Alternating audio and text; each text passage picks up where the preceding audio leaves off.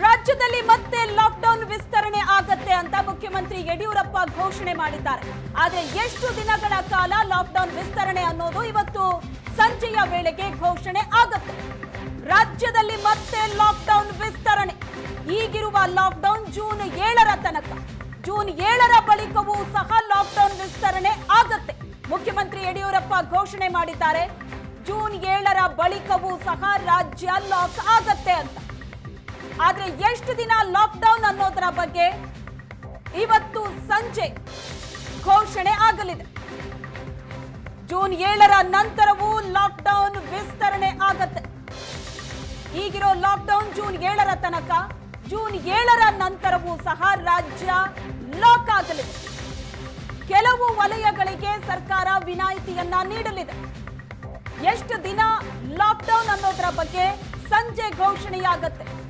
ಯಾವ ಯಾವ ವಲಯಗಳಿಗೆ ವಿನಾಯಿತಿ ಅನ್ನೋದು ಸಹ ಸಂಜೆ ಘೋಷಣೆಯಾಗಲಿದೆ. ಲಾಕ್ಡೌನ್ ನಲ್ಲಿ ಸ್ವಲ್ಪ ಸಡಿಲಿಕೆಯನ್ನ ಘೋಷಿಸಿದ್ದಾರೆ ಸಿಎಂ. ಆದ್ರೆ ಈಗಿರೋ ಲಾಕ್ಡೌನ್ ಮುಂದುವರಿಯುತ್ತೆ, ಅದಂತೂ ಪಕ್ಕ. ಆದ್ರೆ ಕೆಲವು ವಲಯಗಳಿಗೆ ವಿನಾಯಿತಿಯನ್ನ ನೀಡಲಾಗುತ್ತೆ. ರಫ್ತು ಆಧಾರಿತ ಉದ್ಯಮಗಳಿಗೆ ವಿನಾಯಿತಿ, ರಫ್ತಿಗೆ ಅನುಮತಿಯನ್ನ ನೀಡಲಿದೆ ಸರ್ಕಾರ. ಲಾಕ್ಡೌನ್ ನಲ್ಲಿ ಸ್ವಲ್ಪ ಸಡಿಲಿಕೆಯನ್ನ ಘೋಷಿಸಿದ್ದಾರೆ ಸಿಎಂ ಯಡಿಯೂರಪ್ಪ. ಸೋಂಕು ಇನ್ನೂ ಸಂಪೂರ್ಣವಾಗಿ ರಾಜ್ಯದಲ್ಲಿ ನಿಯಂತ್ರಣಕ್ಕೆ ಬಂದಿಲ್ಲ. ತಜ್ಞರ ಸಲಹಾ ಸಮಿತಿ ಸಹ ಸರ್ಕಾರಕ್ಕೆ ಇದೇ ವರದಿಯನ್ನ ಕೊಟ್ಟಿತ್ತು, ಲಾಕ್ಡೌನ್ ಕಂಟಿನ್ಯೂ ಮಾಡಬೇಕು ಅಂತ. ಸರ್ಕಾರ ಸಹ ಈಗ ಲಾಕ್ಡೌನ್ ಮುಂದುವರಿಸೋದ್ರ ಬಗ್ಗೆ ನಿರ್ಧಾರ ಮಾಡಿದೆ. ಬಹಳ ಮುಖ್ಯವಾಗಿ ಎಕ್ಸ್ಪೋರ್ಟ್ ಯಾರು ಮಾಡ್ತಾ ಇದ್ದಾರೆ ಅವರಿಗೆ ಗುರುವಾರದಿಂದ ಅನುಮತಿ ಕೊಡಬೇಕು ಅಂತ ತೀರ್ಮಾನ ಮಾಡಿದ್ದೇನೆ. ಸೊ ಎಕ್ಸ್ಪೋರ್ಟ್ ಓರಿಯೆಂಟೆಡ್ ಬಿಸ್ನೆಸ್ ಎಲ್ಲವನ್ನು ಗುರುವಾರದಿಂದ ಅಂದರೆ ನಾಳೆ ಗುರುವಾರದಿಂದ ಕಾರ್ಯರೂಪಕ್ಕೆ ತರಬೇಕು. ಉಳಿದಂಥ ಕೆಲವು ಪ್ರಮುಖ ವಿಷಯಗಳ ಬಗ್ಗೆ ಇವತ್ತು ಅಥವಾ ನಾಳೆ ಯಾವ್ಯಾವುದಕ್ಕೆ ಲಾಕ್ಡೌನ್ ಸಡಿಲ ಮಾಡಬೇಕು ಅನ್ನೋದನ್ನು ತೀರ್ಮಾನ ತಗೊಳ್ತೇವೆ. ಇವತ್ತು ಸಾಯಂಕಾಲ ಉನ್ನತ ಅಧಿಕಾರಿಗಳ ಜೊತೆ ಸಮಾಲೋಚನೆ ಮಾಡ್ತಾ ಇದ್ದೇನೆ. ನಂತರ ವಿವರವಾದಂಥ ಮಾಹಿತಿಗಳನ್ನು ನಿಮಗೆಲ್ಲರಿಗೂ ನಾನು ಕೊಡ್ತೇನೆ. ಸರ್, ಎರಡನೇ ಪ್ಯಾಕೇಜ್ ಘೋಷಣೆ ಆಗುತ್ತೆ ಸರ್? ವಿಸ್ತರಣೆ ಅಂತೂ ಇಲ್ಲ. ಇಲ್ಲ, ವಿಸ್ತರಣೆ ಮಾಡಿ ಕೆಲವು ಬಿಗಿ ಕ್ರಮವನ್ನು ತಗೊಂಡು ಮುಂದೆ ಹೆಂಗೆ ಹೋಗಬೇಕು ಅನ್ನೋದ್ರ ಬಗ್ಗೆ ಸಾಯಂಕಾಲ ಎಲ್ಲ ಎಕ್ಸ್ಪರ್ಟ್ ಜೊತೆ ಕುಂತು ಚರ್ಚೆ ಮಾಡ್ತೇನೆ. ಅವ್ರ ಸಲಹೆಗಳನ್ನ ತಿಳ್ಕೊಂಡು ಮಾಡ್ತೇವೆ. ಒಟ್ಟಿನಲ್ಲಿ ಕರೋನಾ ಕಂಪ್ಲೀಟ್ ಕಂಟ್ರೋಲ್ ಆಗಿಲ್ಲ. ಗ್ರಾಮೀಣ ಪ್ರದೇಶ ಇನ್ನೂ ಜಾಸ್ತಿ ಇದೆ.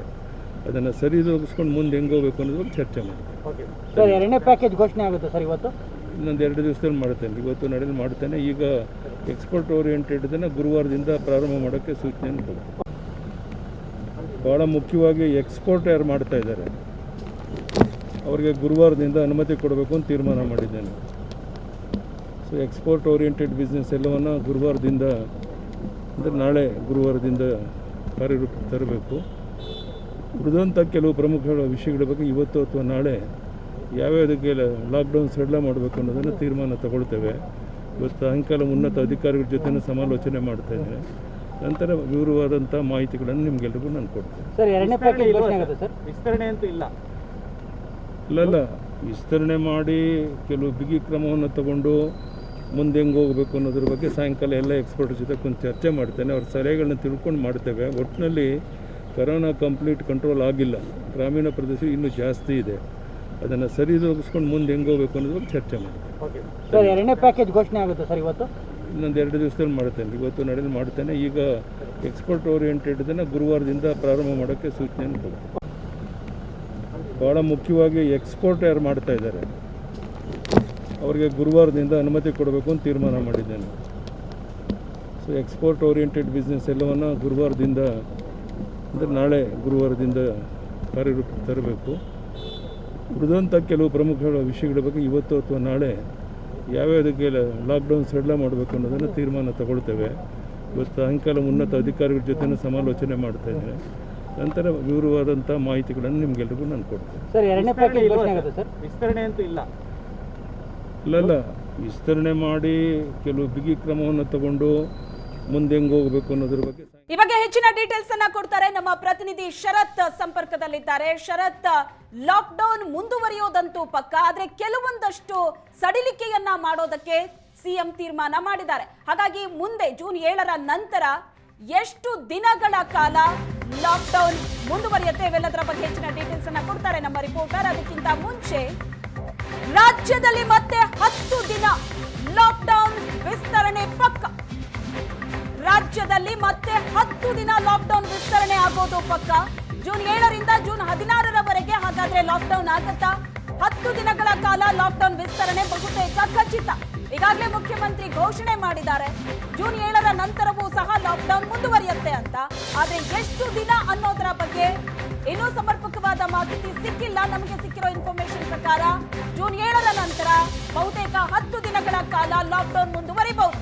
ಇವತ್ತು ಸಂಜೆ ಸಚಿವರ ಸಭೆಯಲ್ಲಿ ಈ ಬಗ್ಗೆ ಅಂತಿಮ ತೀರ್ಮಾನವನ್ನ ಕೈಗೊಳ್ಳಲಾಗುತ್ತೆ. ಇವತ್ತು ಸಂಜೆಯೇ ಅಧಿಕೃತ ಮಾಹಿತಿ ಹೊರಬೀಳಲಿದೆ ಸರ್ಕಾರದಿಂದ. ಜೂನ್ 7ರ ನಂತರವೂ ಲಾಕ್ಡೌನ್ ವಿಸ್ತರಣೆ ಆಗುತ್ತೆ. ಆದ್ರೆ ಎಷ್ಟು ದಿನ ಲಾಕ್ಡೌನ್ ವಿಸ್ತರಣೆ ಅನ್ನೋದರ ಬಗ್ಗೆ ಇವತ್ತು ಸಂಜೆ ಘೋಷಣೆ ಆಗುತ್ತೆ. ಲಾಕ್ಡೌನ್ ನಲ್ಲಿ ಸ್ವಲ್ಪ ಸಡಿಲಿಕೆಯನ್ನ ಘೋಷಿಸಿದ್ದಾರೆ ಸಿಎಂ. ಧಾರಾವಾಹಿ ಚಿತ್ರೀಕರಣಕ್ಕೆ ಸರ್ಕಾರ ಅನುಮತಿಯನ್ನ ನೀಡುತ್ತಾ ಬೆಂಗಳೂರಿನ ಸ್ಟುಡಿಯೋಗಳಲ್ಲಿ ನಡೆಸೋದಕ್ಕೆ ಅವಕಾಶ ನೀಡುವಂತಹ ಸಾಧ್ಯತೆ ಇದೆ. ಮುನ್ನೆಚ್ಚರಿಕಾ ಕ್ರಮಗಳೊಂದಿಗೆ ಶೂಟಿಂಗಿಗೆ ಅವಕಾಶ, ಅದರಲ್ಲೂ ಧಾರಾವಾಹಿ ಶೂಟಿಂಗಿಗೆ ಅವಕಾಶ ನೀಡುವಂತಹ ಸಾಧ್ಯತೆ ಇದೆ. ರಾಜ್ಯದಲ್ಲಿ ಮತ್ತೆ 10 ದಿನ ಲಾಕ್ಡೌನ್ ವಿಸ್ತರಣೆ ಪಕ್ಕ. ಜೂನ್ 7ರಿಂದ ಜೂನ್ 16ರವರೆಗೆ ಅಂತ ಹೇಳಲಾಗ್ತಾ ಇದೆ. ಲಾಕ್ಡೌನ್ ನಲ್ಲಿ ಸ್ವಲ್ಪ ಸಡಿಲಿಕೆಯನ್ನ ಸಿಎಂ ಘೋಷಣೆ ಮಾಡಿದ್ದಾರೆ. 10 ದಿನ ಲಾಕ್ಡೌನ್ ವಿಸ್ತರಣೆ ಬಹುತೇಕ ಖಚಿತ. ಇವತ್ತು ಸಂಜೆ ಸಚಿವರ ಸಭೆಯಲ್ಲಿ ಅಂತಿಮ ತೀರ್ಮಾನವಾಗುತ್ತೆ. ಈಗಿರೋ ಲಾಕ್ಡೌನ್ ಮುಂದುವರಿಯುತ್ತೆ. ಆದ್ರೆ ಈಗಿರೋ ಲಾಕ್ಡೌನ್ ನಲ್ಲಿ ಸ್ವಲ್ಪ ಸಡಿಲಿಕೆಯನ್ನ ಸಿಎಂ ಘೋಷಿಸಿದ್ದಾರೆ. ಧಾರಾವಾಹಿ ಚಿತ್ರೀಕರಣಕ್ಕೆ ಸರ್ಕಾರ ಅನುಮತಿಯನ್ನ ಕೊಡುತ್ತಾ ಬೆಂಗಳೂರಿನ ಸ್ಟುಡಿಯೋಗಳಲ್ಲಿ ಚಿತ್ರೀಕರಣಕ್ಕೆ ಅವಕಾಶ ಸಿಗುವಂತಹ ಸಾಧ್ಯತೆ ಇದೆ. ಬೇರೆ ಹೊರಾಂಗಣ ಚಿತ್ರೀಕರಣ ಅಲ್ಲ, ಬೆಂಗಳೂರಿನ ಸ್ಟುಡಿಯೋದಲ್ಲಿ, ಅದು ಬೆಂಗಳೂರಿನಲ್ಲಿ ಮಾತ್ರ. ಬೇರೆ ಬೇರೆ ಕಡೆಗಳಲ್ಲಿ ಹೋಗಿ ಚಿತ್ರೀಕರಣ ಅಲ್ಲ, ಬೆಂಗಳೂರಿನ ಸ್ಟುಡಿಯೋಗಳಲ್ಲಿ ಚಿತ್ರೀಕರಣ ನಡೆಸೋದಕ್ಕೆ ಅವಕಾಶ ಸಿಗುವಂತಹ ಸಾಧ್ಯತೆ ಇದೆ ಅಂತಲೇ ಹೇಳಲಾಗ್ತಾ ಇದೆ. ಇವೆಲ್ಲದರ ಬಗ್ಗೆ ಒಂದು ಸ್ಪಷ್ಟ ಚಿತ್ರಣ ಇವತ್ತು ಸಂಜೆ ಸಿಗತ್ತೆ. ಇವತ್ತು ಸಂಜೆ ಸಚಿವರ ಸಭೆಯಲ್ಲಿ ಅಂತಿಮ ತೀರ್ಮಾನವನ್ನ ಕೈಗೊಳ್ಳಲಾಗುತ್ತೆ. ಎಷ್ಟು ದಿನ ಲಾಕ್ಡೌನ್ ಮುಂದುವರಿಕೆ ಮಾಡಬೇಕು ಅನ್ನೋದರ ಬಗ್ಗೆ. ಲಾಕ್ಡೌನ್ ನಲ್ಲಿ ಸ್ವಲ್ಪ ಸಡಿಲಿಕೆಯನ್ನ ಘೋಷಿಸಿದ್ದಾರೆ ಸಿಎಂ. ಈಗಿರೋ ಲಾಕ್ಡೌನ್ ಮುಂದುವರಿಯುತ್ತೆ, ಆದ್ರೆ ಸ್ವಲ್ಪ ಸಡಿಲಿಕೆಯನ್ನ ಕೊಡುತ್ತೆ ಸರ್ಕಾರ. ಬಹಳ ಮುಖ್ಯವಾಗಿ ಎಕ್ಸ್ಪೋರ್ಟ್ ಯಾರು ಮಾಡ್ತಾ ಇದ್ದಾರೆ ಅವರಿಗೆ ಗುರುವಾರದಿಂದ ಅನುಮತಿ ಕೊಡಬೇಕು ಅಂತ ತೀರ್ಮಾನ ಮಾಡಿದ್ದೇನೆ. ಸೊ ಎಕ್ಸ್ಪೋರ್ಟ್ ಓರಿಯೆಂಟೆಡ್ ಬಿಸ್ನೆಸ್ ಎಲ್ಲವನ್ನು ಗುರುವಾರದಿಂದ ಅಂದರೆ ನಾಳೆ ಗುರುವಾರದಿಂದ ಕಾರ್ಯರೂಪಕ್ಕೆ ತರಬೇಕು. ಉಳಿದಂಥ ಕೆಲವು ಪ್ರಮುಖ ವಿಷಯಗಳ ಬಗ್ಗೆ ಇವತ್ತು ಅಥವಾ ನಾಳೆ ಯಾವ್ಯಾವುದಕ್ಕೆ ಲಾಕ್ಡೌನ್ ಸಡಿಲ ಮಾಡಬೇಕು ಅನ್ನೋದನ್ನು ತೀರ್ಮಾನ ತಗೊಳ್ತೇವೆ. ಇವತ್ತು ಸಾಯಂಕಾಲ ಉನ್ನತ ಅಧಿಕಾರಿಗಳ ಜೊತೆ ಸಮಾಲೋಚನೆ ಮಾಡ್ತಾ ಇದ್ದೇನೆ. ನಂತರ ವಿವರವಾದಂಥ ಮಾಹಿತಿಗಳನ್ನು ನಿಮಗೆಲ್ಲರಿಗೂ ನಾನು ಕೊಡ್ತೇನೆ. ಸರ್, ಎರಡನೇ ಪ್ಯಾಕೇಜ್ ಘೋಷಣೆ ಆಗುತ್ತೆ ಸರ್? ವಿಸ್ತರಣೆ ಅಂತೂ ಇಲ್ಲ. ಇಲ್ಲ, ವಿಸ್ತರಣೆ ಮಾಡಿ ಕೆಲವು ಬಿಗಿ ಕ್ರಮವನ್ನು ತಗೊಂಡು ಮುಂದೆ ಹೆಂಗೆ ಹೋಗಬೇಕು ಅನ್ನೋದ್ರ ಬಗ್ಗೆ ಸಾಯಂಕಾಲ ಎಲ್ಲ ಎಕ್ಸ್ಪರ್ಟ್ ಜೊತೆ ಕೊಂದು ಚರ್ಚೆ ಮಾಡ್ತೇನೆ. ಅವ್ರ ಸಲಹೆಗಳನ್ನ ತಿಳ್ಕೊಂಡು ಮಾಡ್ತೇವೆ. ಒಟ್ಟಿನಲ್ಲಿ ಕರೋನಾ ಕಂಪ್ಲೀಟ್ ಕಂಟ್ರೋಲ್ ಆಗಿಲ್ಲ, ಗ್ರಾಮೀಣ ಪ್ರದೇಶ ಇನ್ನೂ ಜಾಸ್ತಿ ಇದೆ. ಅದನ್ನು ಸರಿದೂಗಿಸ್ಕೊಂಡು ಮುಂದೆ ಹೆಂಗೆ ಹೋಗಬೇಕು ಅನ್ನೋದ್ರ ಬಗ್ಗೆ ಚರ್ಚೆ ಮಾಡ್ತೇವೆ. ಸರ್, ಎರಡನೇ ಪ್ಯಾಕೇಜ್ ಘೋಷಣೆ ಆಗುತ್ತೆ ಸರ್ ಇವತ್ತು?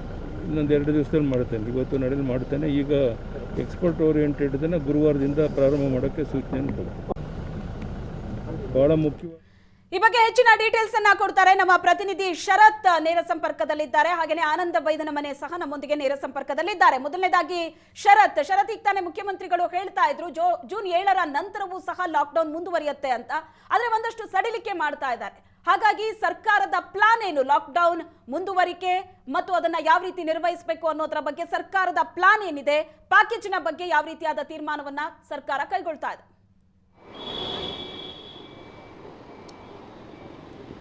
ಶ್ವೇತಾ, ರಾಜ್ಯದಲ್ಲಿ ಲಾಕ್ಡೌನ್ ವಿಸ್ತರಣೆ ನಿಶ್ಚಿತ ಎಂಬುದಂತೂ ಮೊದಲಿಂದಲೇ ಹೇಳಲಾಗ್ತಾ ಇತ್ತು.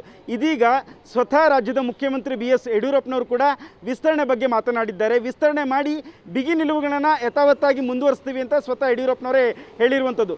ರಾಜ್ಯದಲ್ಲಿ ಜೂನ್ 7ಕ್ಕೆ ಈಗಿರುವಂಥ ಸೆಮಿ ಲಾಕ್ಡೌನ್ ಅಂತ್ಯವಾಗ್ತಾ ಇತ್ತು. ಅದಾದಮೇಲೆ ಏನು ಮಾಡಬೇಕು ಅನ್ನೋ ಚರ್ಚೆ ಸುದೀರ್ಘವಾಗಿ 1 ವಾರಗಳ ಕಾಲ ಚರ್ಚೆ ಆಯಿತು. ತಾಂತ್ರಿಕ ಸಲಹಾ ಸಮಿತಿ ಕೂಡ ಒಂದು ಶಿಫಾರಸು ಮಾಡಿತ್ತು. ಕನಿಷ್ಠ 1 ವಾರಗಳ ಕಾಲಲಾದರೂ ನೀವು ಲಾಕ್ಡೌನನ್ನು ವಿಸ್ತರಣೆಯನ್ನು ಮಾಡಿ, ಏಕೆಂದರೆ ಕೇಸಸ್ ಈಗ ಕಡಿಮೆನೂ ಆಗಿಲ್ಲ. ಒಂದು ವೇಳೆ ನೀವು ಲಾಕ್ಡೌನನ್ನು ಸಡಿಲಿಕೆ ಮಾಡೋದಾದರೆ ಅವರು ಒಂದು ಷರತ್ತು ಕೂಡ ಹಾಕಿದ್ರು. 5% ಕೆಳಗಡೆ ಇರಬೇಕು ಪಾಸಿಟಿವಿಟಿ ರೇಟ್. ಹಾಗಿದ್ದರೆ ಮಾತ್ರ ನೀವು ಲಾಕ್ಡೌನನ್ನು ಸಡಿಲಿಕೆ ಮಾಡಿ ಅಂತ ಅವರು ವರದಿ ಸಲ್ಲಿಕೆಯಲ್ಲಿ ಶಿಫಾರಸು ಕೂಡ ಮಾಡಿದರು. ರಾಜ್ಯ ಸರ್ಕಾರ ಅಂತಿಮವಾಗಿ ಒಂದು ತೀರ್ಮಾನಕ್ಕೆ ಬಂದಿರುವಂಥದ್ದು, ಲಾಕ್ಡೌನನ್ನು ವಿಸ್ತರಣೆ ಮಾಡಿ. ಅದು 1 ವಾರ ಆಗುತ್ತೋ ಅಥವಾ 2 ವಾರ ಆಗುತ್ತೋ, ಈ ತಿಂಗಳ ಅಂತ್ಯಕ್ಕಾಗುತ್ತೋ ಗೊತ್ತಿಲ್ಲ. ಇವತ್ತು ಅದಕ್ಕೋಸ್ಕರ ಒಂದು ಅಂದರೆ ಹಿರಿಯ ಅಧಿಕಾರಿಗಳು ಮತ್ತು ಸಚಿವರ ಸಭೆಯನ್ನು ಕರೆದಿದ್ದಾರೆ. ಆ ಸಭೆಯಲ್ಲಿ ಒಂದು ಸ್ಪಷ್ಟತೆ ಸಿಗಲಿದೆ. ಈಗ ಲಾಕ್ಡೌನ್ ವಿಸ್ತರಣೆ ಮಾಡ್ತೀನಿ ಅಂತ ಸ್ವತಃ ಯಡಿಯೂರಪ್ಪನವ್ರು ಹೇಳಿರೋದ್ರಿಂದ ಅದು ಎಷ್ಟು ದಿವಸ ಆಗುತ್ತೆ, ಏನೆಲ್ಲ ಮತ್ತಷ್ಟು ಬಿಗಿ ನಿಲುವುಗಳು ಇರುತ್ತೆ ಅನ್ನೋದು ಇವತ್ತು ಸಂಜೆ ನಡೆಯುವಂಥ ಸಭೆಯಲ್ಲಿ ಒಂದು ಸ್ಪಷ್ಟತೆ ಸಿಗಲಿದೆ.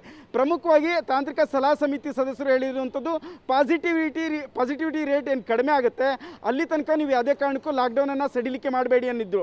ಆ ಹಿನ್ನೆಲೆಯಲ್ಲಿ ಮುಖ್ಯಮಂತ್ರಿಗಳು ಇವತ್ತು ಆ ರೀತಿಯೇ ಹೇಳಿದರು.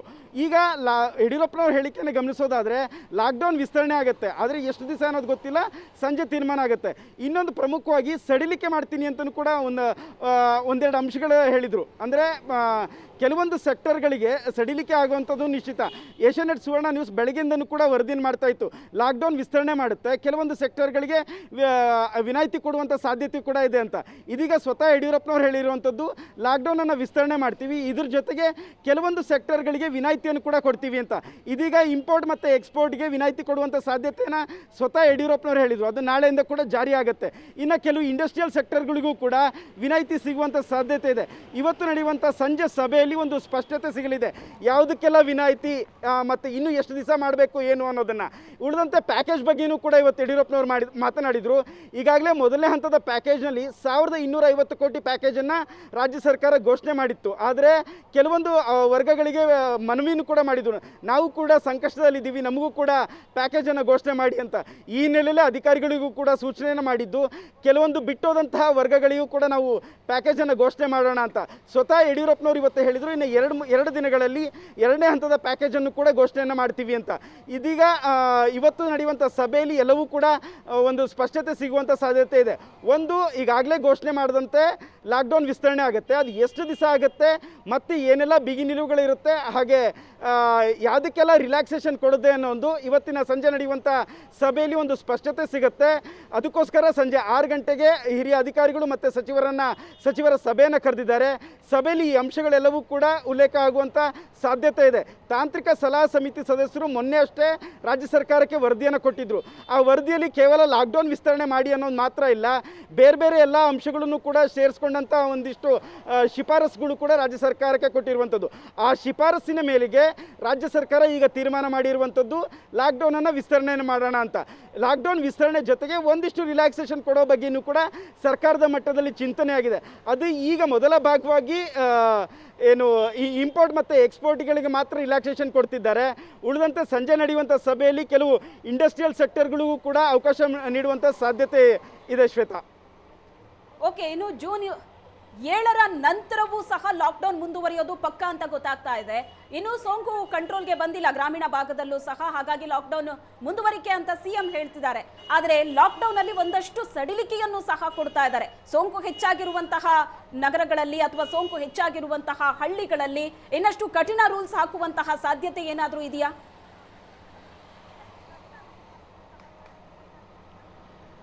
ಶ್ವೇತಾ, ಸ್ವತಃ ಯಡಿಯೂರಪ್ಪನವ್ರು ಇವತ್ತು ಪ್ರತಿಕ್ರಿಯೆ ಕೊಡಬೇಕಾದ್ರೆ ಹೇಳ್ತಾ ಇದ್ರು, ರಾಜ್ಯದಲ್ಲಿ ಕೊರೋನಾ ಇನ್ನೂ ಕೂಡ ಕಂಟ್ರೋಲಿಗೆ ಬಂದಿಲ್ಲ, ಗ್ರಾಮೀಣ ಪ್ರದೇಶಗಳಲ್ಲಿ ಇನ್ನೂ ಕೂಡ ಸೋಂಕಿನ ಪ್ರಮಾಣ ಹೆಚ್ಚಾಗ್ತಾ ಇದೆ, ಕಡಿಮೆ ಆಗ್ತಿಲ್ಲ.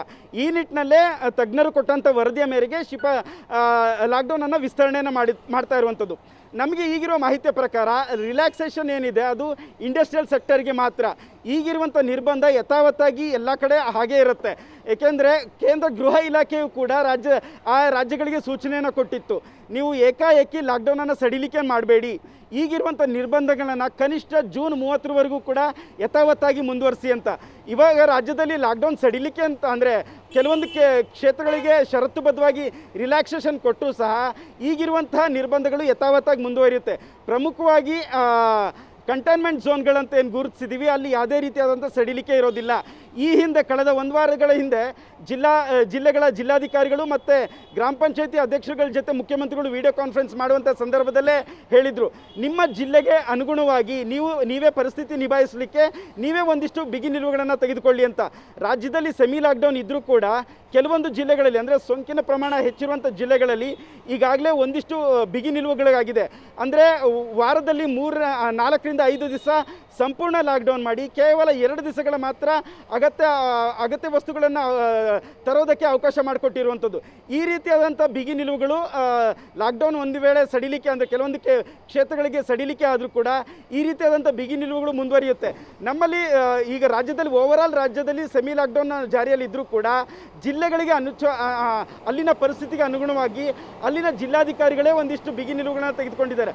ಆ ಜವಾಬ್ದಾರಿಯನ್ನು ರಾಜ್ಯ ಸರ್ಕಾರವೇ ಕೊಟ್ಟಿದೆ. ಜಿಲ್ಲಾಧಿಕಾರಿಗಳು ಮತ್ತು ಜಿಲ್ಲಾ ಉಸ್ತುವಾರಿ ಸಚಿವರುಗಳೇ ಅಲ್ಲಿನ ತೀರ್ಮಾನ ಕೈಗೊಳ್ಳಿ ಅಂತ. ಸೊ ಅದು ಯಥಾವತ್ತಾಗಿ ಮುಂದುವರಿಯುವಂಥ ಎಲ್ಲ ಸಾಧ್ಯತೆ ಇದೆ. ಈಗಿರುವ ಪ್ರಶ್ನೆ ಎಷ್ಟು ದಿವಸ ಸೆಮಿ ಲಾಕ್ಡೌನ್ ಇರುತ್ತೆ ಅಂತ. ಒಂದು ವೇಳೆ ಸೋಂಕಿನ ಪ್ರಮಾಣ ಹೆಚ್ಚಿರುವಂಥ ಜಿಲ್ಲೆಗಳಲ್ಲಿ ಈಗ ಓವರಾಲ್ ರಾಜ್ಯದಲ್ಲಿ 1 ವಾರ ಅಥವಾ 10 ದಿವಸ ಸೆಮಿ ಲಾಕ್ಡೌನ್ ಮುಂದುವರಿಸಿದ್ರೂ ಕೂಡ ಸೋಂಕು ಹೆಚ್ಚಿರುವ ಜಿಲ್ಲೆಗಳಲ್ಲಿ ಈಗೇನು ಬಿಗಿ ನಿಲುವುಗಳಿದೆ ಅದು ಯಥಾವತ್ತಾಗಿ ಮುಂದುವರಿಯುವಂಥ ಎಲ್ಲ ಸಾಧ್ಯತೆ ಇದೆ. ಅದನ್ನೇ ಗೃಹ ಇಲಾಖೆಯು ಕೂಡ ಸ್ಪಷ್ಟವಾಗಿ ಆ ರಾಜ್ಯಗಳಿಗೆ ನೀಡಿದ್ದು. ನಿಮ್ಮ ಏನು ರಾಜ್ಯಗಳಲ್ಲಿ ಏನು ಬಿಗಿ ನಿಲುವು ತೆಗೆದುಕೊಂಡಿದ್ದೀರಾ ಅದನ್ನು ಯಾವುದೇ ಕಾರಣಕ್ಕೂ ಸಡಿಲಿಕೆ ಮಾಡಬೇಡಿ, ಕನಿಷ್ಠ 30ನೇ ತಾರೀಕು ತನಕನಾದರೂ ಇಟ್ಕೊಳ್ಳಿ ಅಂತ. ಈಗ ತಾಂತ್ರಿಕ ಸಲಹಾ ಸಮಿತಿ ಸದಸ್ಯರು ಕೊಟ್ಟಿರುವಂಥ ಶಿಫಾರಸಲ್ಲೂ ಕೂಡ ಅದೇ ಉಲ್ಲೇಖ ಆಗಿದೆ ಅಂತ ಹೇಳಲಾಗ್ತಾ ಇದೆ. ಅಂತಿಮವಾಗಿ ಇವತ್ತು ಸಂಜೆ ನಡೆಯುವಂಥ ಸಭೆಯಲ್ಲಿ ಇವೆಲ್ಲವೂ ಕೂಡ ಚರ್ಚೆ ಆಗುತ್ತೆ. ಚರ್ಚೆ ಆದ ಬಳಿಕ ಒಂದು ಸ್ಪಷ್ಟತೆ ಸಿಗಲಿದೆ. ರಾಜ್ಯ ಸರ್ಕಾರ ಏನೆಲ್ಲ ಬಿಗಿ ನಿಲುವು ತೆಗೆದುಕೊಳ್ಳುತ್ತೆ, ಯಾವುದಕ್ಕೆ ರಿಲ್ಯಾಕ್ಸೇಷನ್ ಕೊಡುತ್ತೆ, ಎಷ್ಟು ದಿವಸ ಲಾಕ್ಡೌನನ್ನು ವಿಸ್ತರಣೆ ಮಾಡುತ್ತೆ ಅನ್ನೋದು. ವಿಶ್ವೇತಾ. ಓಕೆ ಶರತ್, ಈಗ ಆನಂದ್ ಬೈದನ್ಮನೆ ನಮ್ಮೊಂದಿಗೆ ನೇರ ಸಂಪರ್ಕದಲ್ಲಿದ್ದಾರೆ. ಆನಂದ್, ಜೂನ್ 7ರ ನಂತರ ಲಾಕ್ಡೌನ್ ಕಂಟಿನ್ಯೂ ಆಗೋದಂತೂ ಪಕ್ಕ, ಆದ್ರೆ ಎಷ್ಟು ದಿನ? 10 ದಿನಗಳ ಕಾಲ ಲಾಕ್ಡೌನ್ ವಿಸ್ತರಣೆ ಬಹುತೇಕ ಖಚಿತ ಅಂತಲೇ ಹೇಳಲಾಗ್ತಾ ಇದೆ. ಯಾವ್ಯಾವ ವಲಯಗಳಿಗೆ ವಿನಾಯಿತಿ ಸಿಗಲಿದೆ? ಸೀರಿಯಲ್ ಶೂಟಿಂಗ್ಗೆ ಅವಕಾಶ ಸಿಗುವಂತಹ ಸಾಧ್ಯತೆ ಇದೆ ಅಂತಲೂ ಹೇಳಲಾಗ್ತಾ ಇದೆ. ಆನಂದ್. ಶ್ವೇತಾ, ಇವತ್ತು ಮುಖ್ಯಮಂತ್ರಿ BS ಯಡಿಯೂರಪ್ಪನವರು ಲಾಕ್ಡೌನ್ ವಿಸ್ತರಣೆ ಮಾಡಬೇಕಾಗಿರ್ತಕ್ಕಂಥ ಅಗತ್ಯತೆ ಮತ್ತು ಅನಿವಾರ್ಯತೆಯನ್ನು ಪ್ರಸ್ತಾಪ ಮಾಡಿದ್ದಾರೆ. ಇವತ್ತು ಸಂಜೆ ಸಚಿವರು ಮತ್ತು ಹಿರಿಯ ಅಧಿಕಾರಿಗಳ ಸಭೆಯನ್ನು ಕೂಡ ಕರೆದಿದ್ದಾರೆ. ತಮ್ಮ ನಿವಾಸ ನಡೆಯುವಂಥ ಸಭೆಯಲ್ಲಿ ಭಾಳ ಸ್ಪಷ್ಟವಾಗಿ ಮುಂದಿನ ಕಾರ್ಯಸೂಚಿಯನ್ನು ಅಂತಿಮಪಡಿಸಿ ಅಧಿಕೃತವಾಗಿ ಮುಖ್ಯಮಂತ್ರಿ ಯಡಿಯೂರಪ್ಪನವರು ಘೋಷಣೆ ಮಾಡ್ತಾರೆ. ಲಾಕ್ಡೌನ್ ವಿಸ್ತರಣೆ ಮಾಡಬೇಕಾಗಿರುವಂಥ ಅನಿವಾರ್ಯತೆಯನ್ನು ಅವರು ಹೇಳಿದ್ದಾರೆ. ಅಂದರೆ ಹಳ್ಳಿಗಳಲ್ಲಿ ಇನ್ನೂ ಕೂಡ ಕೊರೋನಾ ಕಂಟ್ರೋಲ್ ಬಂದಿಲ್ಲ. ರಾಜ್ಯದಲ್ಲಿ ಕೊರೋನಾ ಕಂಟ್ರೋಲ್ ಆಗದಿರುವಂಥ ಹಿನ್ನೆಲೆಯಲ್ಲಿ ಲಾಕ್ಡೌನ್ ವಿಸ್ತರಣೆ ಮಾಡಬೇಕಾಗಿರ್ತಕ್ಕಂಥ ಅಗತ್ಯ ಇದೆ ಅಂತಕ್ಕಂಥ ಮಾತನ್ನು ಭಾಳ ಸ್ಪಷ್ಟವಾಗಿ ಮುಖ್ಯಮಂತ್ರಿಗಳು ಹೇಳಿರುವ ಕಾರಣಕ್ಕಾಗಿ ಮುಂದಿನ 10 ದಿನಗಳ ಕಾಲ ಲಾಕ್ಡೌನ್ ವಿಸ್ತರಣೆ ಮಾಡಬೇಕು ಅಂತಕ್ಕಂಥ ಚಿಂತನೆ ಸರ್ಕಾರದ ಮಟ್ಟದಲ್ಲಿದೆ. ಅಂದರೆ ಈ ಜೂನ್ 16ರ ಬೆಳಿಗ್ಗೆ 6 ಗಂಟೆವರೆಗೂ ಕೂಡ ಈ ಲಾಕ್ಡೌನ್ ಅನ್ನು ವಿಸ್ತರಣೆ ಮಾಡಬೇಕು ಅಂತಕ್ಕಂಥ ನಿಟ್ಟಿನಲ್ಲಿ ಅಧಿಕಾರಿಗಳು ಕೂಡ ಸಕಾರಾತ್ಮಕವಾಗಿರ್ತಕ್ಕಂಥ ಒಂದು ಮಾರ್ಗಸೂಚಿ ಸಿದ್ಧಪಡಿಸಿದ್ದಾರೆ. ಹೀಗಾಗಿ 16ರವರೆಗೆ ಲಾಕ್ಡೌನ್ ವಿಸ್ತರಣೆ ಆಗ್ತಕ್ಕಂಥ ಬಹುತೇಕ ಖಚಿತವಾಗಿದೆ. ಆದರೆ ಇವತ್ತು ನಡೆಯುವಂಥ ಸಚಿವರ ಸಭೆಯಲ್ಲಿ ಸಚಿವರು ಕೊಡ್ತಕ್ಕಂಥ ಮಾಹಿತಿಯ ಆಧಾರದ ಮೇಲೆ ಮತ್ತು ಜನರಿಂದ ವ್ಯಕ್ತವಾಗಿರೋ ಅಭಿಪ್ರಾಯಗಳು ಮತ್ತು ಪಕ್ಷದ ಕಡೆಯಿಂದ ಬಂದಿರತಕ್ಕಂಥ ಸಲಹೆಗಳು ಜೊತೆಗೆ ಅಧಿಕಾರಿಗಳು ಕೊಟ್ಟಿರತಕ್ಕಂಥ ಏನು ಕೆಲವು ಶಿಫಾರಸುಗಳಿವೆ ಎಲ್ಲದರ ಬಗ್ಗೆನೂ ಕೂಡ ಸುದೀರ್ಘವಾಗಿ ಚರ್ಚೆ ಆದ ಬಳಿಕ ಅಂತಿಮವಾಗಿ ಇವತ್ತು ಸಚಿವರ ಸಭೆಯಲ್ಲಿ ಎಷ್ಟು ದಿನ ಲಾಕ್ಡೌನ್ ಅನ್ನೋದ್ರ ಬಗ್ಗೆ ಅಧಿಕೃತವಾಗಿರ್ತಕ್ಕಂಥ ಘೋಷಣೆಯನ್ನು ಸಭೆಯ ಬಳಿಕ ಮುಖ್ಯಮಂತ್ರಿಗಳು ಮಾಡೋರಿದ್ದಾರೆ. ಆದರೆ ಲಾಕ್ಡೌನ್ ವಿಸ್ತರಣೆ ಜೊತೆಗೆ ಕೆಲವೊಂದಷ್ಟು ಆರ್ಥಿಕವಾಗಿರುವಂಥ ಚಟುವಟಿಕೆ ಪೂರಕವಾಗಿರುವ ನಿರ್ಧಾರಗಳನ್ನು ಕೂಡ ಸರ್ಕಾರ ತೆಗೆದುಕೊಳ್ತಾ ಇದೆ. ಅದರಲ್ಲಿ ಬಹಳ ಮುಖ್ಯವಾಗಿ ರಫ್ತು ಓರಿಯೆಂಟೆಡ್ ಅಂದರೆ ಎಕ್ಸ್ಪೋರ್ಟ್ ಓರಿಯೆಂಟೆಡ್ ಯಾವ ಕೈಗಾರಿಕೆಗಳಿದಾವೋ ಎಲ್ಲ ಕೈಗಾರಿಕೆಗಳಲ್ಲಿ ಒಂದು ಚಟುವಟಿಕೆ ಪೂರಕವಾಗಿರತಕ್ಕಂಥ ವಾತಾವರಣ ಕಲ್ಪಿಸಬೇಕು ಅಂತೇಳಿ ಸರ್ಕಾರ ನಿರ್ಧಾರ ಮಾಡಿದೆ. ಆ ಕಾರಣಕ್ಕಾಗಿ ಈಗಿರ್ತಕ್ಕಂಥ ಕೆಲವೊಂದು ನಿರ್ಬಂಧಗಳನ್ನು ಸಡಿಲಿಕೆ ಮಾಡುವ ಮೂಲಕ ರಫ್ತು ಆಧಾರಿತ ಕೈಗಾರಿಕೆಗಳಿಗೆ ಉತ್ತೇಜನ ನೀಡುವ ನಿಟ್ಟಿನಲ್ಲಿ ಕೆಲವೊಂದು ತೀರ್ಮಾನಗಳನ್ನು ಕೆಲವೊಂದು ಸಡಿಲಿಕೆಗಳನ್ನು ಮಾಡಲಿಕ್ಕೆ ಸರ್ಕಾರ ಹೊರಟಿರ್ತಕ್ಕಂಥದ್ದು. ಅದನ್ನು ಖುದ್ದು ಮುಖ್ಯಮಂತ್ರಿ BS ಯಡಿಯೂರಪ್ಪ ಬಹಳ ಸ್ಪಷ್ಟವಾಗಿ ಹೇಳಿದ್ದಾರೆ. ಇನ್ನೊಂದು, ನಮ್ಮ ನೆರೆಯ ರಾಜ್ಯದಲ್ಲಿ ಈಗ ಧಾರಾವಾಹಿಗಳ ಚಿತ್ರೀಕರಣ ನಡೀತಾ ಇರುವಂಥ ಹಿನ್ನೆಲೆಯಲ್ಲಿ ಕರ್ನಾಟಕಕ್ಕೆ ಆಗ್ತಕ್ಕಂಥ ನಷ್ಟವನ್ನು ಮುಖ್ಯಮಂತ್ರಿ ಗಮನಕ್ಕೆ ತರುವಂಥ ಪ್ರಯತ್ನ ಮಾಡಿರುವಂಥ ಕಾರಣಕ್ಕಾಗಿ ಧಾರಾವಾಹಿಗಳ ನಿರ್ದಿಷ್ಟವಾದ ಪ್ರದೇಶಗಳಿದೆ ಅಂದರೆ ಷರತ್ತುಗೆ ಒಳಪಟ್ಟು ಅಂದರೆ ಸ್ಟುಡಿಯೋಗಳಲ್ಲಿ ಬೆಂಗಳೂರಿರ್ತಕ್ಕಂಥ ಸ್ಟುಡಿಯೋಗಳಲ್ಲಿ ಧಾರಾವಾಹಿಗಳನ್ನು ಚಿತ್ರೀಕರಣ ಮಾಡಲಿಕ್ಕೆ ಅವಕಾಶ ಕೊಡೋ ನಿಟ್ಟಲ್ಲೂ ಕೂಡ ರಿಲ್ಯಾಕ್ಸೇಷನಲ್ಲಿ ಆ ಬಗ್ಗೆ ಪ್ರಸ್ತಾಪವನ್ನು ಮಾಡ್ತಾರೆ ಅಂತಕ್ಕಂಥ ಮಾಹಿತಿಗಳು ಸಿಗ್ತಾ ಇದ್ದಾವೆ. ಅಂದರೆ ಈಗ ಹೈದರಾಬಾದ್ನಲ್ಲಿರ್ತಕ್ಕಂಥ ರಾಮೋಜಿ ಫಿಲ್ಮ್ ಸಿಟಿಯಲ್ಲಿ ಬಹುತೇಕ ಎಲ್ಲ ಕನ್ನಡದ ಧಾರಾವಾಹಿಗಳು ಚಿತ್ರೀಕರಣ ಆಗ್ತಾ ಇರತಕ್ಕಂಥ ಹಿನ್ನೆಲೆಯಲ್ಲಿ ಅಂಥ ಪರಿಸ್ಥಿತಿ ಇರಬಾರ್ದು. ಹಾಗಾಗಿ ಇಲ್ಲಿ ಮುಕ್ತವಾಗಿರ್ತಕ್ಕಂಥ ಅವಕಾಶಗಳು ಸಿಗಬೇಕು. ಷರತ್ತಿನೊಂದಿಗೆ ಕೊರೋನಾ ಮಾರ್ಗಸೂಚಿಯ ಪ್ರಕಾರ ಮತ್ತು ಯಾವುದೇ ಸುರಕ್ಷತಾ ಕ್ರಮಗಳನ್ನು ಜಾರಿಯಲ್ಲಿ ಇಟ್ಟುಕೊಂಡು ಧಾರಾವಾಹಿ ಚಿತ್ರೀಕರಣ ಮಾಡಬೇಕು ಅನ್ನುವಂಥ ಷರತ್ತನ್ನು ಹಾಕಿ ಕನ್ನಡದ ಧಾರಾವಾಹಿಗಳನ್ನು ಚಿತ್ರೀಕರಣ ಮಾಡಲಿಕ್ಕೆ ಅವಕಾಶ ಕೊಡಬೇಕು ಅಂತ ಹೇಳಿ ಈಗಾಗಲೇ ಸರ್ಕಾರದ ಮಟ್ಟದಲ್ಲಿ ಗಂಭೀರವಾಗಿ ಚರ್ಚೆಗಳು ನಡೀತಾ ಇದೆ. ಮುಖ್ಯಮಂತ್ರಿಗಳನ್ನು ಕೂಡ ಭೇಟಿ ಮಾಡಿರ್ತಕ್ಕಂಥ ಖಾಸಗಿ ವಾಹಿನಿಗಳ ಏನು ಮುಖ್ಯಸ್ಥರು ಕೂಡ ಧಾರಾವಾಹಿಗಳ ಚಿತ್ರೀಕರಣಕ್ಕೆ ಪೂರಕವಾದಂಥ ಅವಕಾಶ ಕಲ್ಪಿಸಿಕೊಡಬೇಕು ಅಂತ ಹೇಳಿ ಮನವಿ ಮಾಡಿಕೊಂಡಿದ್ರು. ಕನ್ನಡ ಚಲನಚಿತ್ರರಂಗದ ಕೆಲ ಪ್ರಮುಖರು ಕೂಡ ಮುಖ್ಯಮಂತ್ರಿಗಳ ಮೇಲೆ ಒತ್ತಡ ಹಾಕಿದ್ರು. ಹಾಗಾಗಿ ಈ ಸಂಬಂಧಪಟ್ಟಾಗೆ ಮಾರ್ಗಸೂಚಿಗಳಲ್ಲಿ ಕೆಲವೊಂದು ಸಡಿಲಿಕೆಯ ಪ್ರಕ್ರಿಯೆಗಳನ್ನು ಮಾಡಲಾಗ್ತದೆ ಅನ್ನುವಂಥ ಮಾಹಿತಿಗಳು ಸಿಗ್ತಾ ಇದೆ. ಒಟ್ಟಲ್ಲಿ ಈಗಿರುವಂಥ ಲಾಕ್ಡೌನ್ಗಳ ವಿಸ್ತರಣೆ ಮಾಡೋ ಜೊತೆಗೆ ಆರ್ಥಿಕವಾಗಿರ್ತಕ್ಕಂಥ ಒಂದಷ್ಟು ಚಟುವಟಿಕೆ ಪೂರಕವಾಗಿರ್ತಕ್ಕಂಥ ವಾತಾವರಣ ಸೃಷ್ಟಿ ಮಾಡತಕ್ಕಂಥ ಇರೋದ್ರಿಂದ ಪ್ಯಾಕೇಜ್ ಘೋಷಣೆ ಮಾಡ್ತಾ ಇದೆ ಸರ್ಕಾರ ಇನ್ನೆರಡು ದಿನದಲ್ಲಿ ಅಂತ ಸಿಎಂ ಹೇಳ್ತಾ ಇದ್ರು. ಹಾಗಾಗಿ ಯಾವ್ಯಾವ ವಲಯಗಳಿಗೆ ಈ ಪ್ಯಾಕೇಜ್ನ ಲಾಭ ಸಿಗಬಹುದು ಈ ಬಾರಿ? ಎಸ್, ಎರಡನೇ ಪ್ಯಾಕೇಜನ್ನು ಘೋಷಣೆ ಮಾಡ್ತಾರೆ ಅಂತ ಹೇಳಿ ಮುಖ್ಯಮಂತ್ರಿಗಳು 10 ದಿನ ಆಗಿದೆ. ಈಗಾಗಲೇ ಆ ಪ್ಯಾಕೇಜನ್ನು ಘೋಷಣೆ ಮಾಡೋ ನಿಟ್ಟಲ್ಲಿ ಸರ್ಕಾರವು ಕೂಡ ಎಲ್ಲ ರೀತಿಯ ಪ್ರಯತ್ನಗಳನ್ನು ಕೂಡ ಮಾಡ್ತಿದೆ. ಹಣಕಾಸು ಇಲಾಖೆ ಅಧಿಕಾರಿಗಳು ಕೂಡ ಒಂದು ಸ್ಪಷ್ಟವಾಗಿರ್ತಕ್ಕಂಥ ವರದಿಯನ್ನು ಕೂಡ ಸಿದ್ಧಪಡಿಸಿದ್ದಾರೆ. ಇರ್ತಕ್ಕಂಥ ಸಂಪನ್ಮೂಲದ ಕ್ರೋಢೀಕರಣದ ಆಧಾರದ ಮೇಲೆ ಈ ಪ್ಯಾಕೇಜು ಸಿದ್ಧಗೊಳ್ತಾ ಇದೆ. ಅದರಲ್ಲಿ ಬಹಳ ಮುಖ್ಯವಾಗಿ ಕಳೆದ ಬಾರಿಯ ಪ್ಯಾಕೇಜಲ್ಲಿ ಕೈ ಬಿಟ್ಟಿರ್ತಕ್ಕಂಥ ವೃತ್ತಿ ಮತ್ತು ಸಮುದಾಯಗಳಿಗೆ ಈ ಬಾರಿ ಅವಕಾಶ ಕೊಡ್ತಕ್ಕಂಥ ಬಹುತೇಕ ಖಚಿತವಾಗಿದೆ. ಅಂದರೆ ನೇಕಾರರನ್ನು ಈ ಬಾರಿ ಕಳೆದ ಬಾರಿಯ ಬಜೆಟ್ ಅಂದರೆ ಪ್ಯಾಕೇಜಲ್ಲಿ ಕೈ ಬಿಡಲಾಗಿತ್ತು. ಹಾಗಾಗಿ ಅವರಿಗೆ ಆರ್ಥಿಕವಾಗಿರ್ತಕ್ಕಂಥ ಸಹಾಯಧನ ನೀಡುವ ನಿಟ್ಟಲ್ಲೂ ಕೂಡ ಮುಖ್ಯಮಂತ್ರಿಗಳು ಒಲವನ್ನು ವ್ಯಕ್ತಪಡಿಸಿದ್ದಾರೆ. ಕರ್ನಾಟಕದ 3 ಜಿಲ್ಲೆಗಳಲ್ಲಿ ವ್ಯಾಪಿಸಿರ್ತಕ್ಕಂಥ ಮೀನುಗಾರರಿಗೆ ಪೂರಕವಾಗಿರ್ತಕ್ಕಂಥ ಸಹಾಯಧನ ಮಾಡುವ ನಿಟ್ಟಲ್ಲೂ ಕೂಡ ಮುಖ್ಯಮಂತ್ರಿಗಳು ಅಭಿಪ್ರಾಯಗಳನ್ನು ವ್ಯಕ್ತಪಡಿಸಿದ್ದಾರೆ. ಹಾಗಾಗಿ ಅವರಿಗೂ ಕೂಡ ಸಹಾಯ ಸಿಗ್ತಕ್ಕಂಥ ಸಾಧ್ಯತೆಗಳು ಹೆಚ್ಚಾಗಿದೆ. ಅತಿಥಿ ಉಪನ್ಯಾಸಕರಿಗೆ ಅವರಿಗೆ ಆರ್ಥಿಕವಾಗಿರ್ತಕ್ಕಂಥ ಬೆಂಬಲ ಕೊಡ್ತಕ್ಕಂಥದ್ದು, ಖಾಸಗಿ ಶಾಲೆಗಳಲ್ಲಿ ಶಿಕ್ಷಕರಾಗಿ ಕೆಲಸ ಮಾಡ್ತಾ ಇರತಕ್ಕಂಥ ಶಿಕ್ಷಕರಿಗೆ ಆರ್ಥಿಕವಾಗಿರ್ತಕ್ಕಂಥ ಸಹಾಯ ಮಾಡ್ತಕ್ಕಂಥದ್ದು, ಇನ್ನು ಅಡುಗೆ ಸಹಾಯಕರಿಗೆ ಅವಕಾಶ ಮಾಡಿಕೊಡ್ತಕ್ಕಂಥದ್ದು, ಪ್ರವಾಸಿ ಗೈಡ್ಗಳಿಗೆ ಪೂರಕವಾಗಿರ್ತಕ್ಕಂಥ ಆರ್ಥಿಕ ಸಹಾಯ ಮಾಡುವಂಥದ್ದು. ಸೊ ಈ ಮೆಕ್ಯಾನಿಕ್ಗಳು ಸೇರಿದಾಗ ಅಂದರೆ ಬೇರೆ ಬೇರೆ ಯಾವ್ಯಾವ ವಲಯಗಳನ್ನು ಕಳೆದ ಬಾರಿ ಕೈ ಬಿಡಲಾಗಿತ್ತೋ ಅವರಿಗೆ ಮುಕ್ತವಾಗಿರ್ತಕ್ಕಂಥ ಒಂದು ಅವಕಾಶ ಕೊಡ್ತಕ್ಕಂಥದ್ದು, ಅವರಿಗೆ ಆರ್ಥಿಕವಾಗಿ ಬೆಂಬಲ ಕೊಡ್ತಕ್ಕಂಥದ್ದು. ಇನ್ನು ಕನ್ನಡ ಚಲನಚಿತ್ರರಂಗದಲ್ಲಿ ಸಿನಿ ಕಾರ್ಮಿಕರು ಸುಮಾರು 3500ರಿಂದ 3600 ಜನ ಸಿನಿ ಕಾರ್ಮಿಕರಿದ್ದಾರೆ. ಸೊ ಅವರು ಯಾವುದೇ ಕಾರಣಕ್ಕೂ ನೋಂದಣಿ ಆಗದೇ ಇರತಕ್ಕಂಥ ಕಾರ್ಮಿಕರು, ಅವರಿಗೆ ಒಂದು ವಿಶೇಷವಾಗಿರ್ತಕ್ಕಂಥ ಪ್ಯಾಕೇಜ್ ಕೊಡಬೇಕು ಅಂತೇಳಿ ಮುಖ್ಯಮಂತ್ರಿಗಳು ನಿರ್ಧಾರ ಮಾಡಿದ್ದಾರೆ. ಹಾಗಾಗಿ ಕರ್ನಾಟಕದ ಚಲನಚಿತ್ರರಂಗದಲ್ಲಿ ಕೆಲಸ ಮಾಡ್ತಾ ಇರತಕ್ಕಂಥ ಸುಮಾರು 3000ರಿಂದ 3500 ಜನ ಕಾರ್ಮಿಕರಿಗೆ, ಸಿನಿ ಕಾರ್ಮಿಕರಿಗೆ ವಿಶೇಷವಾಗಿರ್ತಕ್ಕಂಥ ಆರ್ಥಿಕ ಸಹಾಯ ಮಾಡೋ ನಿಟ್ಟಲ್ಲೂ ಕೂಡ ಈ ಪ್ಯಾಕೇಜ್ನಲ್ಲಿ, ಎರಡನೇ ಪ್ಯಾಕೇಜ್ನಲ್ಲಿ ಪ್ರಸ್ತಾಪ ಆಗತ್ತೆ ಅಂತಕ್ಕಂಥ ಮಾಹಿತಿಗಳು ಸಿಗ್ತಾ ಇದ್ದಾವೆ. ಆದರೆ ಈಗಿರ್ತಕ್ಕಂಥ ಸಂಪನ್ಮೂಲದ ಆಧಾರದ ಮೇಲೆ ಪ್ಯಾಕೇಜ್ಗಳು ನಿರ್ಧಾರ ಆಗತ್ತೆ ಅನ್ನುವಂಥ ಮಾಹಿತಿಗಳು ಸಿಕ್ಕಿರುವಂಥದ್ದು. Shweta, okay, thank you Anand ನಿಮ್ಮೆಲ್ಲ ಡೀಟೇಲ್ಸ್ಗೆ. ಇನ್ನು ಶರತ್ ನೇರ ಸಂಪರ್ಕದಲ್ಲಿದ್ದಾರೆ. ಶರತ್, ಇವತ್ತು ಸಂಜೆ ಇವೆಲ್ಲದರ ಬಗ್ಗೆ ಒಂದು ಕ್ಲಾರಿಟಿ ಸಿಗತ್ತೆ ಸಚಿವರ ಸಭೆಯ ನಂತರ. ಎಷ್ಟೊತ್ತಿಗೆ ಈ ಸಭೆ ನಡೆಯುತ್ತೆ? ಯಾಕಂದ್ರೆ ಬಹಳ ಹೈ ವೋಲ್ಟೇಜ್ ಸಭೆ ಇದು. ಯಾವ ರೀತಿ ಸೋಂಕನ್ನ ನಿಯಂತ್ರಣ ಮಾಡಬೇಕು, ಅದರ ಜೊತೆಗೆ ಎಷ್ಟು ದಿನಗಳ ಕಾಲ ಲಾಕ್ಡೌನ್ ವಿಸ್ತರಣೆ ಮಾಡಬೇಕು ಅನ್ನೋ ಪ್ರಮುಖ ವಿಚಾರದ ಮೇಲೆ ಚರ್ಚೆ ಆಗತ್ತೆ. ಸೊ ಎಷ್ಟೊತ್ತಿಗೆ ಈ ಸಭೆ, ಯಾರ್ಯಾರು ಭಾಗಿಯಾಗ್ತಾರೆ?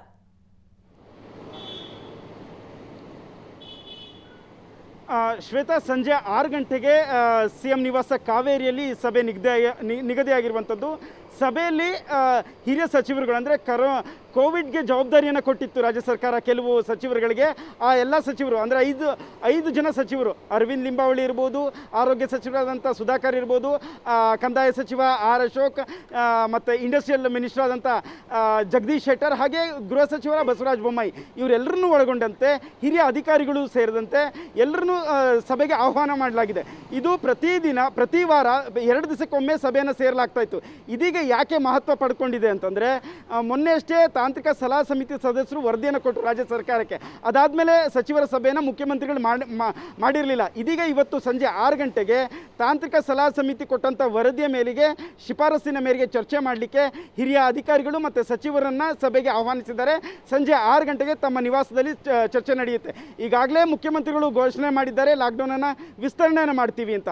ಸಭೆಯಲ್ಲಿ ಪ್ರಮುಖವಾಗಿ ತಾಂತ್ರಿಕ ಸಲಹಾ ಸಮಿತಿ ಕೊಟ್ಟಂಥ ಶಿಫಾರಸ್ಸಿನ ಮೇರೆಗೆ ಚರ್ಚೆ ಆಗುತ್ತೆ. ಒಂದು ವೇಳೆ ಈಗಾಗಲೇ ವಿಸ್ತರಣೆ ಮಾಡ್ತೀವಿ ಅಂತ ಮುಖ್ಯಮಂತ್ರಿ ಘೋಷಣೆ ಮಾಡಿದರೂ ಕೂಡ ಅದು ಎಷ್ಟು ದಿವಸ ಇರುತ್ತೆ, ತಾಂತ್ರಿಕ ಸಲಹಾ ಸಮಿತಿ ಕೊಟ್ಟಂತಹ ವರದಿಯಲ್ಲಿ ಎಷ್ಟು ದಿವಸಕ್ಕೆ ಅವರು ಶಿಫಾರಸನ್ನು ಮಾಡಿದ್ದಾರೆ. ನಮಗೆ ಇರೋ ಮಾಹಿತಿ ಪ್ರಕಾರ ಕನಿಷ್ಠ 1 ವಾರನಾದರೂ ಲಾಕ್ಡೌನನ್ನು ವಿಸ್ತರಣೆ ಮಾಡಿ ಅಂತ ಶಿಫಾರಸ್ಸಿನಲ್ಲಿ ತಾಂತ್ರಿಕ ಸಲಹಾ ಸಮಿತಿ ಸದಸ್ಯರು ಹೇಳಿದ್ದಾರೆ ಅಂತ ಹೇಳಲಾಗ್ತಿತ್ತು. ಆದರೆ ಇದೀಗ ಒಂದು ವಾರ ಬದಲು ಹೆಂಗೂ ಕಂಟ್ರೋಲಿಗೆ ಬರ್ತಾ ಇದೆ ಕೋವಿಡ್ ಕೇಸಸ್ಸು, ಇನ್ನೂ 1 ವಾರ ಮಾಡೋಣ ಅಥವಾ ಅಟ್ಲೀಸ್ಟ್ 2 ವಾರನಾದರೂ ಮಾಡೋಣ ಅನ್ನೋ ಚಿಂತನೆಯಲ್ಲಿ ಸರ್ಕಾರದ ಕೆಲ ಸಚಿವರುಗಳು ಕೂಡ ಮಾತನಾಡ್ತಾ ಹೇಳ್ತಾ ಇದ್ರು. ಆ ನಿಟ್ಟಿನಲ್ಲೇ ಇವತ್ತಿನ ಸಂಜೆಯ ಸಭೆಯಲ್ಲಿ ಮಹತ್ವ ಪಡ್ಕೊಂಡಿರುವಂಥದ್ದು ಎಷ್ಟು ದಿವಸ ಲಾಕ್ಡೌನನ್ನು ವಿಸ್ತರಣೆಯನ್ನು ಮಾಡಬೇಕು, ಜೊತೆಗೆ ಲಾಕ್ಡೌನ್ ವಿಸ್ತರಣೆ ಮಾಡಿದಾಗ ಕೆಲವೊಂದು ಸೆಕ್ಟರ್ಗಳಿಗೆ ರಿಯಾಯಿತಿ ಕೊಡಬೇಕಾಗತ್ತೆ, ಯಾವೆಲ್ಲ ಸೆಕ್ಟರ್ಗಳಿಗೆ ರಿಯಾಯಿತಿ ಕೊಡಬೇಕಾಗತ್ತೆ ಅನ್ನೋದನ್ನು ಇವತ್ತಿನ ಸಂಜೆಯ ಸಭೆಯಲ್ಲಿ ಪ್ರಮುಖವಾಗಿ ಚರ್ಚೆ ಮಾಡಲಾಗುತ್ತೆ. ಮುಖ್ಯಮಂತ್ರಿಗಳೇ ಹೇಳಿದ ಹಾಗೆ ಕೆಲವು ಇಂಪೋರ್ಟ್ ಮತ್ತು ಎಕ್ಸ್ಪೋರ್ಟ್ಗಳಿಗೆ ನಾಳೆಯಿಂದನೇ ರಿಲ್ಯಾಕ್ಸೇಷನ್ ಕೊಡುವಂಥ ಸಾಧ್ಯತೆ ಇದೆ.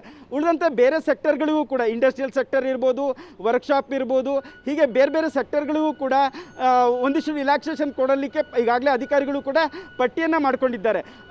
ಕೋವಿಡ್ ಅಂದರೆ ಕರೋನಾ ಮಾರ್ಗಸೂಚಿಯ ಪ್ರಕಾರ ಸುರಕ್ಷತೆ ದೃಷ್ಟಿಯಿಂದ ಎಲ್ಲವನ್ನೂ ಕೂಡ ಒಳಗೊಂಡಂತೆ ಒಂದು ಪಟ್ಟಿ ರೆಡಿ ಮಾಡಿ ಅಂತ ಸ್ವತಃ ಮುಖ್ಯಮಂತ್ರಿಗಳು ಅಧಿಕಾರಿಗಳಿಗೆ ಸೂಚನೆಯನ್ನು ಕೊಟ್ಟಿದ್ದರು. ಇದೀಗ ತಾಂತ್ರಿಕ ಸಲಹಾ ಸಮಿತಿ ಶಿಫಾರಸ್ಸಿನ ಒಳಗೊಂಡಂತೆ ಇವತ್ತು ಸಂಜೆ ಸಭೆಯಲ್ಲಿ ಇವೆಲ್ಲವೂ ಕೂಡ ಪೂರಕವಾಗಿ ಒಂದು ಚರ್ಚೆ ಆಗುತ್ತೆ. ಎಷ್ಟು ದಿವಸ ವಿಸ್ತರಣೆಯನ್ನು ಮಾಡಬೇಕಾಗತ್ತೆ, ಒಂದು ವೇಳೆ ರಿಲ್ಯಾಕ್ಸೇಷನ್ ಕೊಡೋದಾದರೆ ಯಾವೆಲ್ಲ ವರ್ಗಗಳಿಗೆ ಕೊಡಬೇಕು ಅನ್ನೋದು ಇವತ್ತಿನ ಸಭೆಯಲ್ಲಿ ಪ್ರಮುಖವಾಗಿ ಚರ್ಚೆ ಆಗುತ್ತೆ. ಎಲ್ಲದಕ್ಕಿಂತ ಮುಖ್ಯವಾಗಿ ಈಗ 2ನೇ ಹಂತದ ಪ್ಯಾಕೇಜ್ ಕೂಡ ಇನ್ನು 2 ದಿವಸದಲ್ಲಿ ಘೋಷಣೆ ಮಾಡ್ತೀನಿ ಅಂತ ಸ್ವತಃ ಯಡಿಯೂರಪ್ಪನವರೇ ಹೇಳಿರುವಂಥದ್ದು. ಸೊ ಆ ನಿಟ್ಟಿನಲ್ಲೂ ಕೂಡ ಇವತ್ತಿನ ಸಭೆಯಲ್ಲಿ ಚರ್ಚೆ ಆಗುತ್ತೆ. ಲಾಕ್ಡೌನನ್ನು ವಿಸ್ತರಣೆ ಮಾಡ್ತಿದ್ದ ಹಾಗೆ 2ನೇ ಹಂತದ ಪ್ಯಾಕೇಜ್ ಕೂಡ ಘೋಷಣೆ ಮಾಡುವಂಥ ಸಾಧ್ಯತೆ ಇದೆ. ಮೊದಲನೇ ಹಂತದಲ್ಲಿ 1250 ಕೋಟಿ ಪ್ಯಾಕೇಜನ್ನು ರಾಜ್ಯ ಸರ್ಕಾರ ಘೋಷಣೆ ಮಾಡಿತ್ತು. ಅದಾದ ಬಳಿಕ ಕೂಡ ಕೆಲವೊಂದು ವರ್ಗಗಳ ಬಿಟ್ಟು ಹೋದ ಹಿನ್ನೆಲೆಯಲ್ಲಿ ಮನವಿಯನ್ನು ಕೂಡ ಮಾಡಿಕೊಂಡ್ರು, ನಾವು ಕೂಡ ಸಂಕಷ್ಟದಲ್ಲಿದ್ದೀವಿ, ನಮ್ಮನ್ನು ಕೂಡ ಪರಿಗಣಿಸಿ ಅಂತ. ಈ ನಿಟ್ಟಿನಲ್ಲಿ ಅಧಿಕಾರಿಗಳಿಗೆ ಮುಖ್ಯಮಂತ್ರಿಗಳು ಇದನ್ನು ಕೂಡ ಸೂಚನೆ ಮಾಡಿದರು. ಯಾವೆಲ್ಲ ವರ್ಗಗಳನ್ನ ನಾವು ಬಿಟ್ಟಿದ್ದೇವೆ ಮತ್ತು ಅವರಿಗೆ ಪ್ಯಾಕೇಜನ್ನು ಘೋಷಣೆ ಮಾಡೋಣ, ಈ ನಿಟ್ಟಿನಲ್ಲಿ ಒಂದು ಪಟ್ಟಿ ರೆಡಿ ಮಾಡ್ಕೊಳ್ಳಿ ಅಂತ. ಇವತ್ತಿನ ಸಭೆಯಲ್ಲಿ ಇವೆಲ್ಲವೂ ಕೂಡ ಚರ್ಚೆ ಆಗುತ್ತೆ. ಆ ನಿಟ್ಟಿನಲ್ಲಿ ಭಾಳಷ್ಟು ಮಹತ್ವ ಪಡ್ಕೊಂಡಿದೆ. ಎಷ್ಟು ದಿವಸ ಮಾಡ್ತಾರೋ, ಯಾರಿಗೆಲ್ಲ ಪ್ಯಾಕೇಜ್ ಕೊಡ್ತಾರೆ ಮತ್ತು ಯಾವುದಕ್ಕೆಲ್ಲ ರಿಲ್ಯಾಕ್ಸೇಷನ್ ಕೊಡುತ್ತೆ ಅಂತ ಒಂದು ಅಂತಿಮವಾಗಿ ಸಭೆ ಬಳಿಕ ಒಂದು ಸ್ಪಷ್ಟತೆ ಸಿಗುವಂಥ ಸಾಧ್ಯತೆ ಇದೆ.